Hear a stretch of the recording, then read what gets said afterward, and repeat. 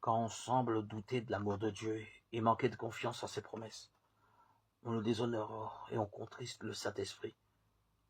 Qu'éprouverait une mère dont les enfants se plaindraient constamment alors qu'elle ne désire que leur bien, et que le but constant de sa vie est de veiller sur leur intérêt, d'assurer leur bonheur.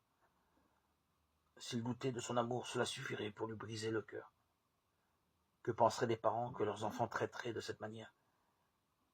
Que peut penser de nous notre Père céleste quand nous ne croyons pas à l'amour qu'il a porté à donner son Fils unique afin que nous ayons la vie? L'apôtre Paul écrit: lui qui n'a pas épargné son propre Fils, mais qui l'a livré pour nous tous, comment ne nous donnera-t-il pas aussi toutes choses avec lui? Romains 8, 32.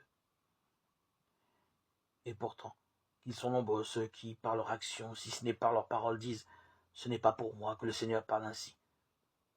Il aime peut-être telle ou telle personne, mais pas moi. Tout cela fait du tort à notre âme, car chaque parole de doute que nous proférons donne prise à Satan. Fortifions-nous la tendance au scepticisme, attriste et éloigne de nous les anges auxquels Dieu a confié notre garde.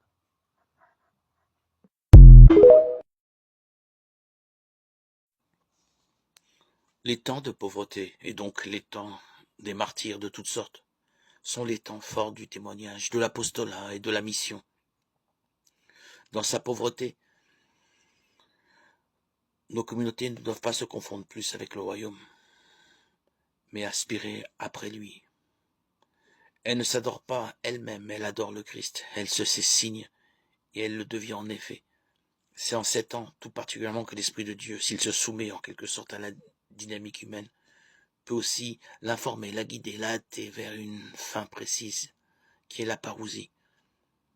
Il accélère le rythme de la recherche de l'homme, il nourrit l'imagination et fertilise le cœur du chrétien. En un mot, dans la pauvreté de tout homme, l'esprit peut agir.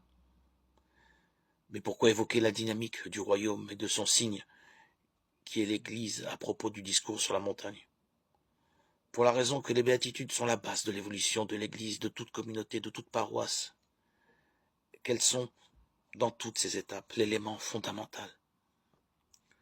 Le discours est une de ces étapes qu'on ne saurait isoler des autres, sous peine d'en limiter la résonance.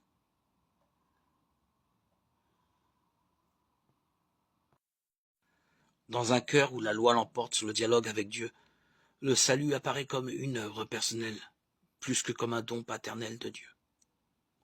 Dieu ne peut alors apparaître que comme un être lointain, qui établit un bilan, un arbitre qui marque les points. Rien d'enthousiasmant en cette vision, rien qui puisse combler le cœur.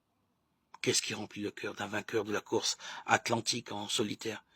Sa performance qui le fera un peu plus admirer de la femme qu'il aime, ou l'amour de cette femme? Dans l'exaltation du succès, on peut s'y tromper un moment, mais cela ne saurait tenir à la longue. Pour les hypocrites du discours, il leur faut s'arranger avec leur respectabilité comme si elle était un aliment du cœur. Cela n'est pas très nourrissant. Il ne peut s'agir que d'un jeu, le plus souvent inconscient, mais un jeu terrible. On s'illusionne sur la satisfaction de son propre cœur, simplement parce qu'il faut bien vivre. On ne va pas au fond des choses, au fond de son cœur, parce qu'on y découvrirait une redoutable solitude. La loi, la respectabilité ne saurait combler un cœur. Seule la miséricorde peut le faire. Et qui parle de miséricorde sinon Dieu? Le salut, c'est un certain regard de Dieu sur l'homme.